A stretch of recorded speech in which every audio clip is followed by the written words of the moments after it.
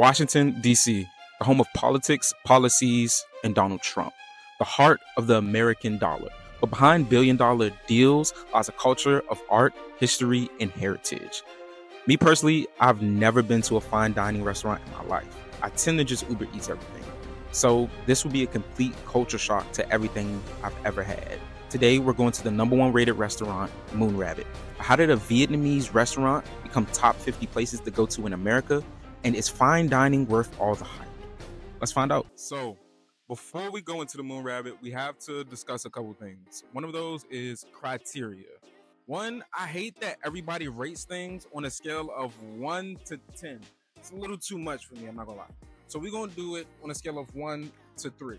1 being that was horrible, 2 being there could be improvement, and 3 being I would come back. And we might add a 4 just as like broke my scale, you know what I mean?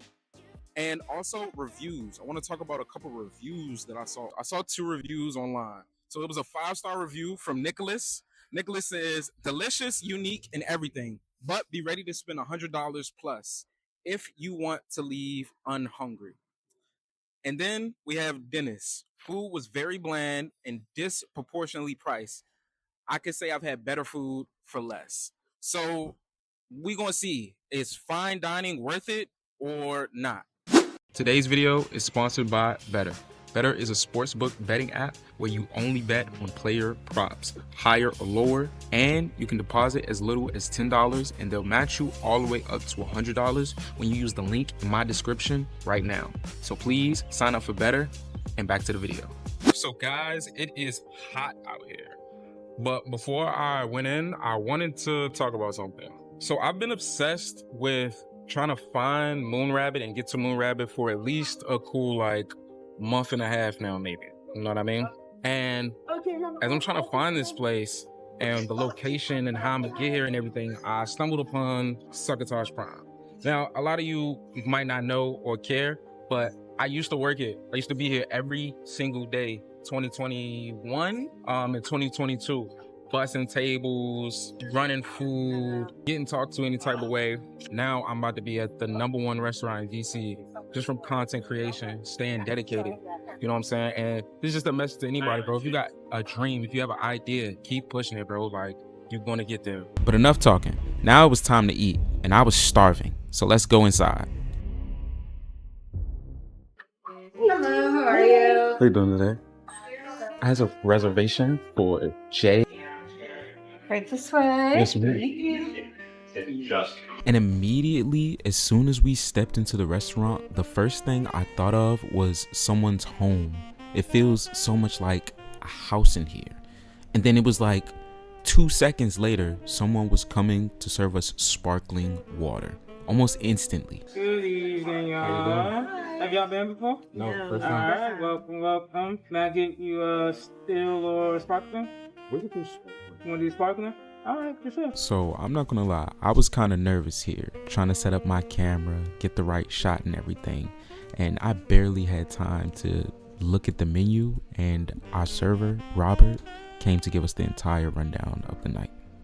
How you doing? Good evening. I'm very well. Thank you for asking. How are y'all doing tonight? I'm doing Great. Excellent. Hope you're excited because it's a really fun menu. Just to give you all a little information about us, our head chef, Kevin Tien, is Vietnamese but grew up in Louisiana. So you've got this kind of combination of contemporary Vietnamese dishes and flavors, as well as some stuff with some Cajun flair and Southern influence. Okay.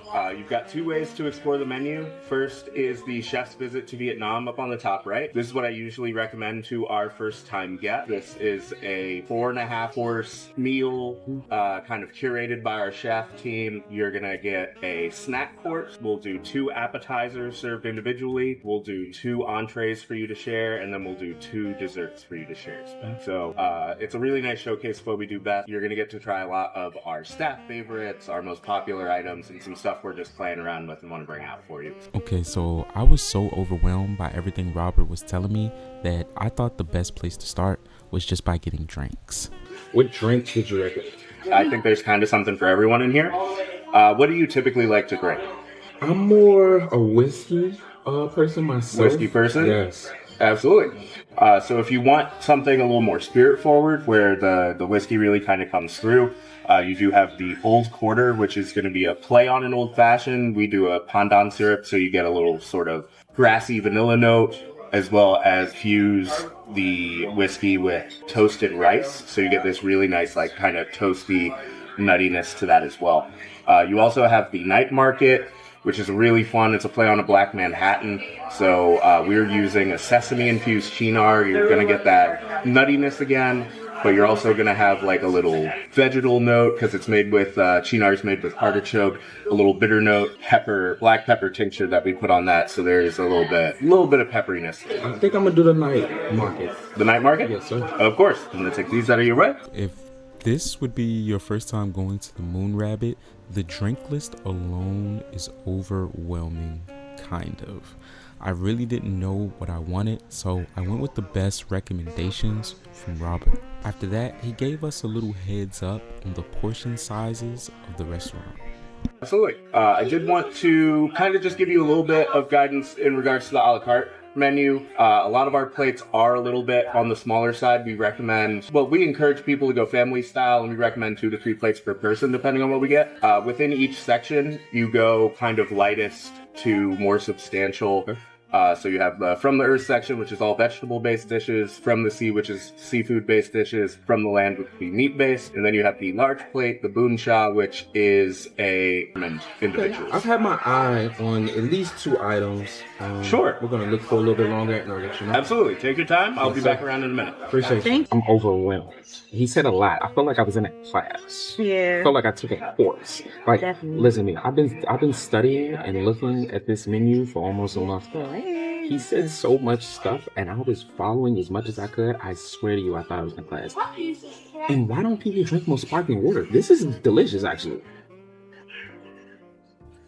It's just like water with bubbles. Am I getting old? After being completely overwhelmed by everything Robert had to say and just the atmosphere of the Moon Rabbit, I finally looked at the menu. Ooh, I like how they gave it to you. just a little overwhelmed. I've been looking at the fried quail tomato rice, and the roasted black cod does not sound bad. After looking at the menu, our drinks arrived shortly after. And even though I had my eyes set on a couple different options, little did I know Chef Kevin had a surprise for us. Alright, so we've got our cocktails here. Yes, It's sir. going to be the Night Market. You've got a little candied ginger Yes, on sir. top of that. Or you miss, this is the Shea Top.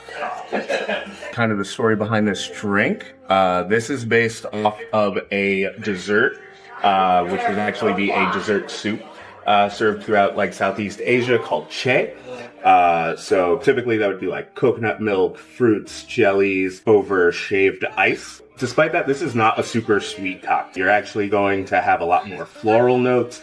The sweetness from the like sweet potato syrup kind of comes in the background to bring together those tropical flavors, just to really emphasize some of those lighter floral notes in the gin as well. Here on the side, to kind of play into that traditional way it would be served, where you would have the fruits and the jellies mixed into it, you're gonna have a couple of little snacks. So you've got longan, which is kind of like the cousin of the lychee, and some jackfruit. And you can enjoy this however you like. If you want to eat those alongside as you drink your drink, go ahead. I like to dump them into the shake.com, let them soak up the cocktail and enjoy them. After Robert explained our drinks to us in details, it was time to get started with something because I was starving.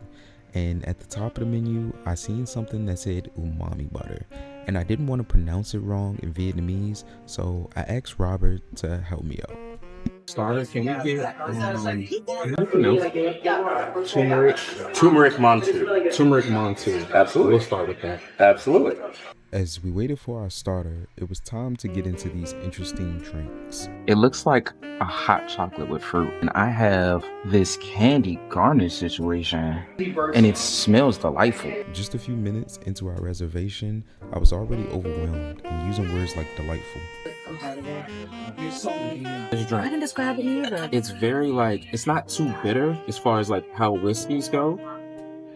The best way I can describe it is fresh. Like, it doesn't taste like heavy. It's very light.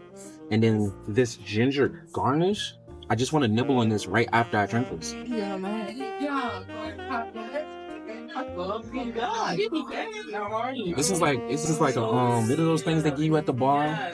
Green tea shots? Yeah. It tastes like a green tea shot on steroids. Like, And those drinks were no joke. Just sips in, and I already had to use the bathroom. So I guess this was the perfect time for a bathroom review.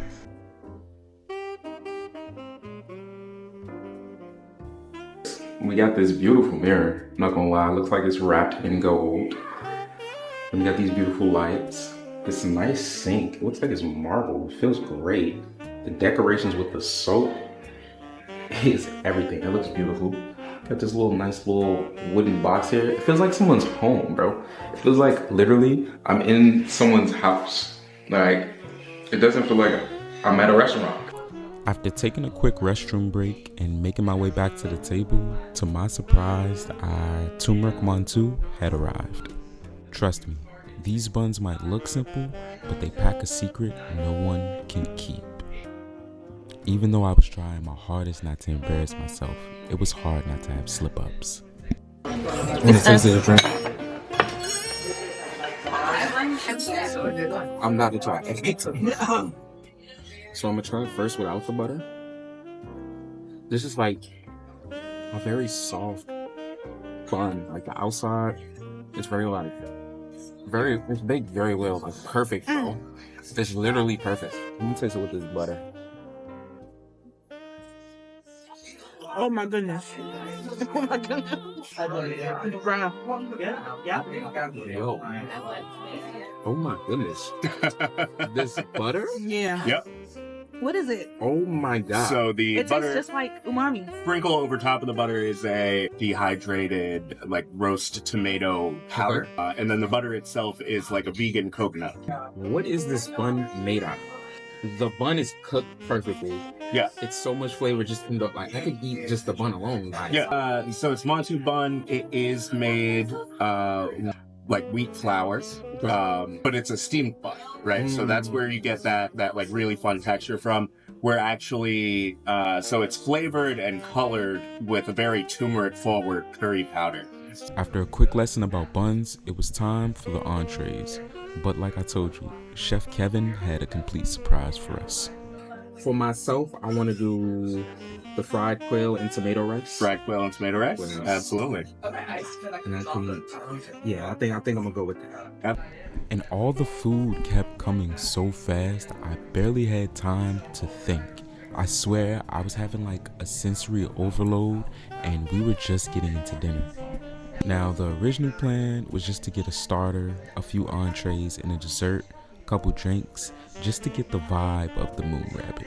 But Chef Kevin insisted that we would have the chef's visit to Vietnam. So, to my surprise, when our original orders didn't come out, I was a little confused. And up first was the snack and bread course. Sounds pain. What? Oh my goodness. Here, that's right. Yan to you, and then Ian will be explaining to you what we're having today, okay? All right. Welcome to the snack and bread course. Snacks. We do have a sort of method to how we like to eat these. We like to start with our eggplant nigiri, which is going to be at 3 o'clock on your plate. It's a miso marinated eggplant that's then been bruleed and put on top of a crispy sushi rice. On top, we also have a little bit of a ginger scallion sauce. We go to 6 o'clock next. That's going to be our duck confit croquette. So it is made with duck confit. There's a little bit of midnight moon cheese in there as well. And then it's going to be panko fried. And finally, we finish at 12 o'clock with our chicken pate. It's a chicken liver pate, lemongrass marinated. It's on top of a cherry jam instead of a savory pastry shell. And then finally, Beautiful. Did we just get free snacks? Did we just get free snacks? At this point, I was lost for words. I didn't know what was going on, but at the same time, I was just going with the flow. I'm not sure. I'm honestly confused right now. Wait, here, hold on, go ahead. There are literally no words to describe what my brain was going through at this moment. It was sweet, it was savory, It was different, it was crunchy, it was soft, and my brain was exploding all at one time. It was, again, overwhelming. I don't even know how to describe what I just ate. It was sweet. It had a little bit of salt to it. Had a crunch to it. It was fried. I don't even know what I just ate. It was delicious. It was almost like if you took a hash brown, made it into like a short, long cube, and put some delicious meat on top of it, or mushroom, whatever that was delicious. And just before I can get into the next bite, Chef Kevin came just to my table to introduce himself. My goodness, it's so surreal to finally meet you. One, I want to say thank you for the opportunity to be at your restaurant. No, it's great. I think this is like a really good partnership, and it's like really fun. So I did have a few questions. One, what is your favorite thing to cook at this restaurant? So I'm a big fan of like grilling. Okay. I think like growing up, I always thought like my uncle like always do like backyard barbecues because it was like very American to like barbecue. So like for us, that was a very like vivid memory. Just like being a part of like coming here from Vietnam and just like doing that. That was like a lot of fun. And how long have you been at this restaurant particularly? We've been in this location since January of last year, so a little under a year and a half. Okay. And how do you feel about being on F Street? Because F Street has some of the most prominent restaurants. I actually used to work at Succotash, which is fair. down. Yes. I like it. I think it's a good mix of like being close to like where all the tourism kind of stuff is on the National Mall, but also kind of being like right off the beaten path. Like Jose Andres, he's like here. Yeah. He's been here forever.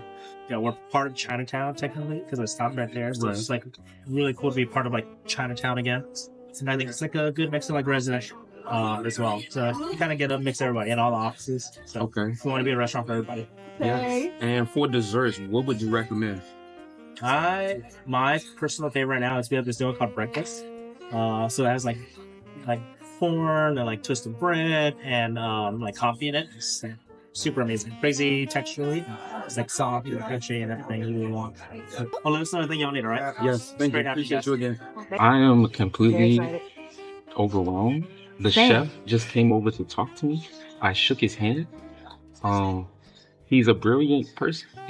And we're gonna get into the second one. I forgot what he said it was. He said it was midnight cheese on top of it. I think that's what he said. Listen to me. Anybody watching this from DC, I come from Northeast DC. Go start you a YouTube. Make content. You do not have to sell drugs. You do not gotta be in the hood, bro. You do not gotta hurt people. You can make content, bro. And you can be in the best restaurant in the world. But enough talking. Now it was time for the duck and the midnight cheese. That cheese was sweet. Look at this duck. Oh my god. Wow. Oh my god. Oh my god. One of the best bites I ever had in my life. The cheese on top was sweet. Yeah. The duck was crispy in a cube, and it was like it had cheese in the middle. Real soft in the middle. It's very soft and gooey, and it was like it's almost have like a cinnamon after, but it's like that's just like for the smell. I don't know, but it was so sweet and savory at the same time. That was crazy. My God. And then we have this last bite. I forgot what they said it was. There was a lot going on, from just the dining experience to meeting the chef to the food to me trying to record the whole experience. My brain could not stay focused for anything.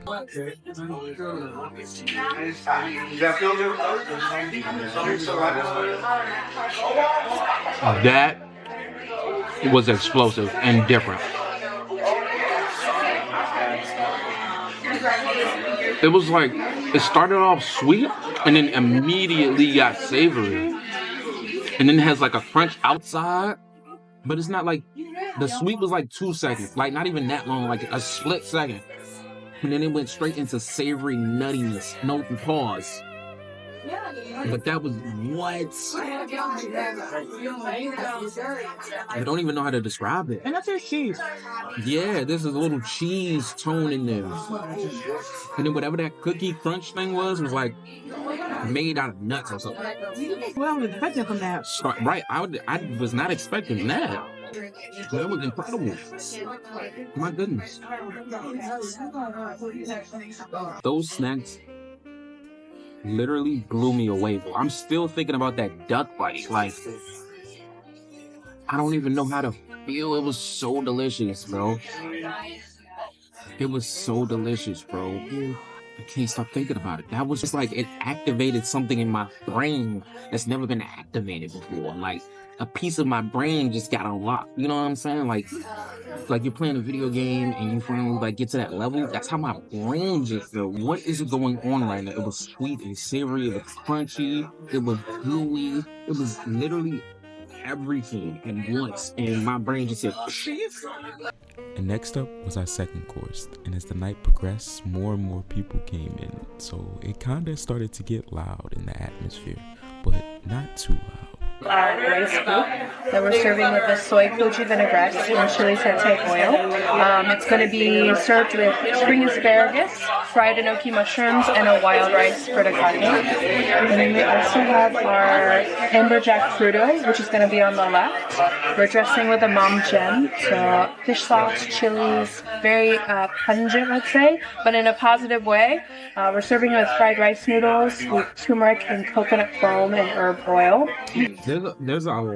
There's a lot of vegetables in here.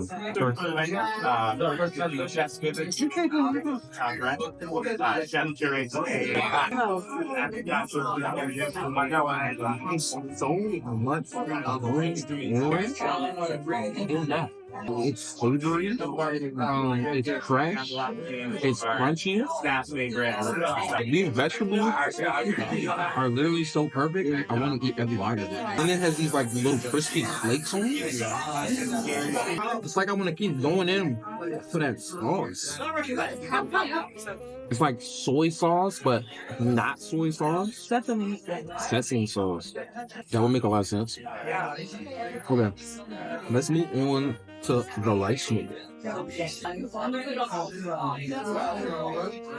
Also, as we've been sitting here, it's kinda got a little loud, but not like a bad loud, but almost like you're at your house with all your family members loud. You know what I'm saying? Just all the families. Hey, you been? How you doing? It's fresh.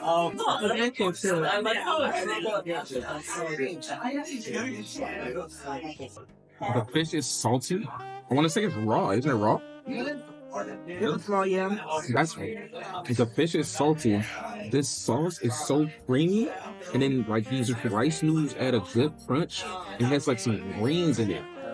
This is completely different. It gives me a completely different texture, a completely different taste. But it's like the fish is still salty. That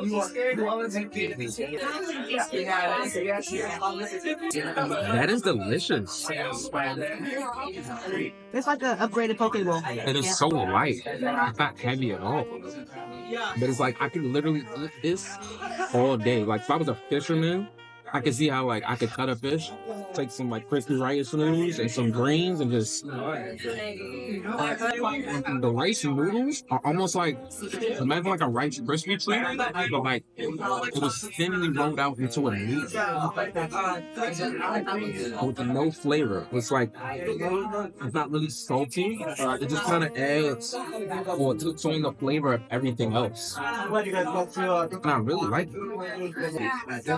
It's definitely different if you don't like raw fish, or if you're looking for a hearty meal, this is not it. But if you're looking for flavor, there's jam-packed flavor into a little dish with one bite, like literally into one bite. This is for you. And it kind of has like it's almost a spice there, but it's not like spicy. It's like a peppery spice in the back of my throat. Pause. There's a little spice that like very, very, very like so subtle, like you sprinkled it in, but you can feel it. And it adds another layer to this whole little dish. So we have a Wagyu beef that we marinated in lemongrass. We didn't wrap it in a perilla leaf. The perilla is like a minty leaf, but very low on the mint scale, but you should taste it when you bite into it. Then we have some pickled shallots on top with some cilantro. Then we have a lavender sauce on the side. You can kind of think of it as like a yogurty consistency when you bite into it. But it's a house-made chili sauté that we put on the top. That adds a bit of spice and a bit of crunch. But we actually recommend eating it like finger food, so you just can pick it up and dip it, or you can cut it and dip it out of your having taste. When he said Wagyu, my brain heard nothing else. It could have been wrapped in a maple leaf, and I would have devoured that Wagyu. First by itself. Imagine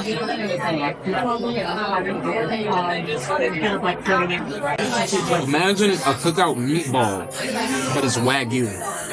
It's like, it's sweet with that leaf, but just like a hint, and then it's so beefy. Let's try it with the yogurt this time.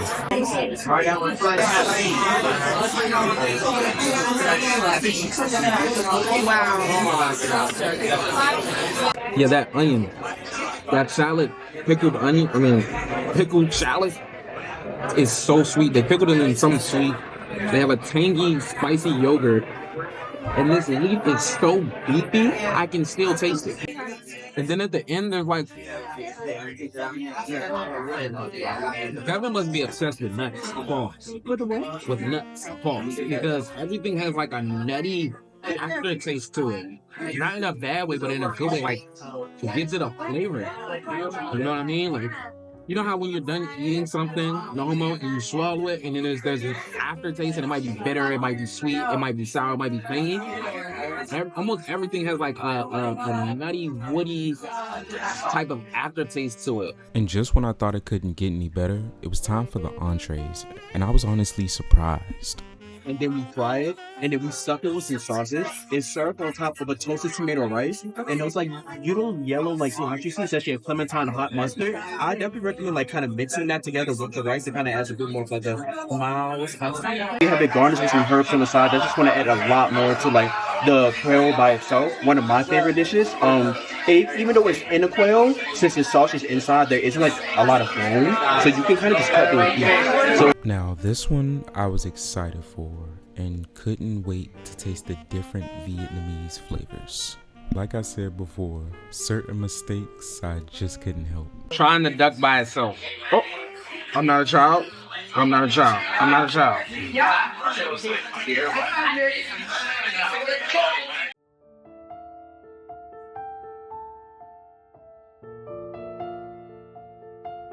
This shouldn't even be legal, bro. It's like, they made the skin a little sweet, stuffed it with duck sausage, and it is so delicious. I tried the duck by itself, now we're gonna go and just throw rice by itself and see how it tastes.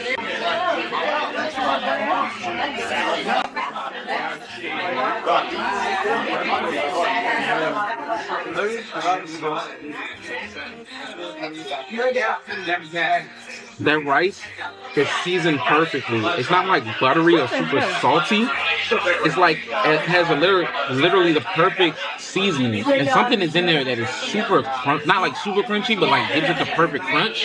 Now we're about to try it with the duck and rice. See how it goes. It's actually a quail stuffed with duck. That's crazy. So they basically took the quail, made it a kind of sweet, stuffed it with like a little seasoned duck like sausage.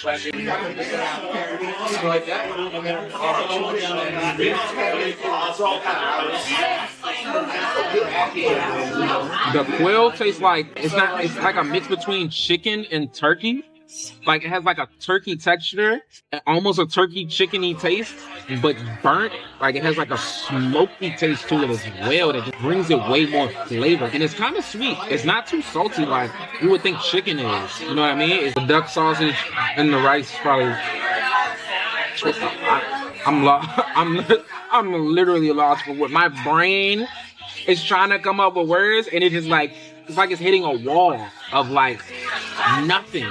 Overwhelm is an understatement for what I was going through in this moment. All of my senses were being tested. My brain was being tested. I couldn't think straight. I couldn't focus. I was at the whim of the food. But dinner was far from over. We had one more entree, and dessert was next and final. These are rice noodles that we hand roll in house, and then we're dressing them with a black garlic miso.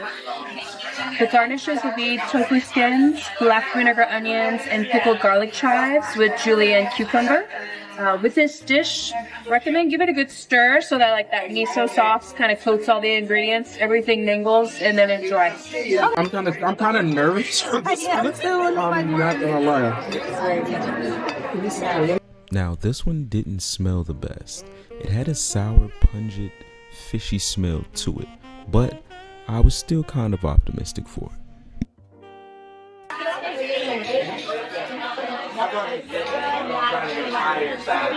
Not my favorite on the taste, that noodle texture though.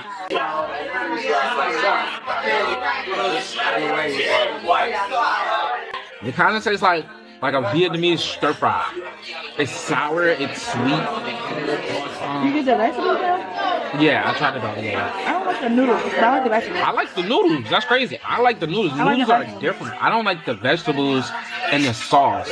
The sauce is very vinaigrette. I'm not a fan of vinaigrette. That sour tinginess in the back of my throat. Yeah, this one isn't my favorite bite, honestly. This was okay. This was just okay for me. My favorite bites have been the duck, the wagyu, that rice bowl, the quail. Maybe the quail might go before the rice bowl. Yeah, quail then rice bowl. And this is last for me. Oh, and those snacks. Oh my God, those. Yeah, it's definitely a lot of vegetables. The noodles are different. They're like small, fatty noodles cooked perfectly. It's just that this sauce. This is not my. I don't know. This one is going for more of a and like sour, not sweet savory. I'm not really a fan of sour tasting like. But even though that wasn't my favorite bite of the night, I still wasn't enjoying myself, and it was time for dessert. So one of the things I learned from researching Moon Rabbit, in Vietnamese culture, they like to have a drink at the end of the meal to help you digest all of the food you just had. So to go with our curry cake dessert, we also ordered a drink. Little Raymond's. Yeah. All right, enjoy. Thank you. This feels so good. So we have two desserts here, and this third dessert is going to be a gift from our kitchen. Allow me to take this plate for you. All right, so starting off, we have our green curry cake. So Chef Susan is up for a James Beard, a finalist in James Beard Outstanding Pastry for the United States. We're very proud of her. She is also very inspired by nature. So this is going to be sort of a representation from above of an island off in Vietnam. It is a green curry sponge that sits on top of a white chocolate streusel. Green curry represents the landmass. Then at the bottom we have a fish sauce caramel. That's going to be like umami sweet. It's going to bring out aromatics in the cake itself. On top of the cake, we have a avocado sorbet, as well as a soursop and yogurt mousse that's with powdered vine leaf. You can sort of think of that as a cloud floating. So the desserts came. I'm about to try the curry cake.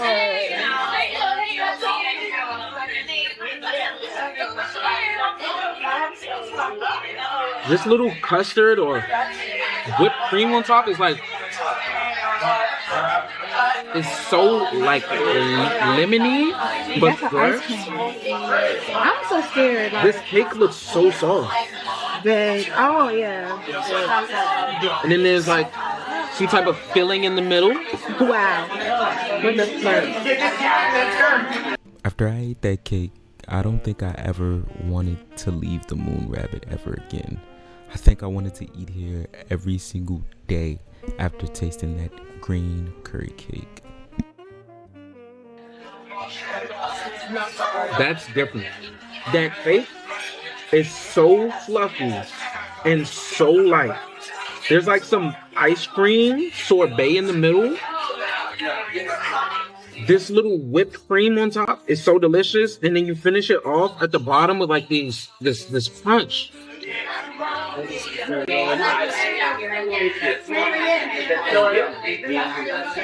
Now we're trying the seaweed.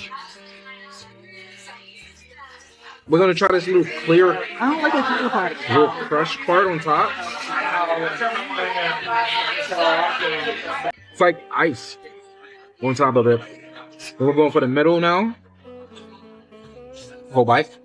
It's kind of, that's different. The ice cream doesn't taste like sweet ice cream. It's like a pistachio maybe. It has like ice on top. This cake is crumbly. And just overall, it tastes like something a little kid would make, but very good. And right when it was over, Chef Kevin came over to see how our dinner was. I've literally, when I tell you this is a culture shock for me, I've never been in a fine dining restaurant other than Succotash, but I worked there, I didn't eat there. It's different being on the other side. You've right? literally blown my mind. And then we have the final boss, the breakfast. Yes, let's get into that. Let's get into the breakfast before my camera back. Just before I was about to tell you about Moon Rabbit's top-notch ice cream, my camera died. But trust me, this ice cream is to die for. If their pastry chef ever made this in stores, she would instantly be a billionaire. It had cinnamon, it was vanilla, it had a graham cracker, thin crunch on the top. It was everything to die for and more. So, after a beautiful evening at the Moon Rabbit, what do we rate everything? Well, first, let's start with the atmosphere and the vibe. Coming into the Moon Rabbit, instantly you feel like you're in someone's home. Maybe your cousin, maybe your aunt, but you feel welcomed in. You feel like you're meant to be there, as if you have a place, as if the chair that they're pulling out for you was meant for you. Except for it getting loud at the end, I would say the atmosphere and the vibe was top notch. From the bathroom to the silverware to the bookshelf, just being in the right place. So I would have to give the atmosphere a 3. Then we move on to service. The service was unbelievable. I don't think I've ever had any type of service that good. Never had to ask for water, never had to ask for a refill, and they answered every question I had way before I even asked them. So personally, I would have to give the service a 4. The service at the Moon Rabbit is definitely top notch. And last and finally, let's talk about the food. One, the entire night I was blown away and completely overwhelmed in a good way by every single thing I was tasting. Except for one single dish, I think everything blew me away on all senses, from smell to the texture to the way it tasted. It shocked me on all levels. So in that case, the food definitely gets a 4. So in my opinion, if you're ever in Washington DC and you have the time and you have a little bit of money to spend, definitely go to the Moon Rabbit. I want to thank everybody for making it to the end of this video. If you did enjoy the video, please like, comment, and subscribe. And shout out and thank you to the Moon Rabbit for sponsoring this video. Peace, and I'll catch you in the next one.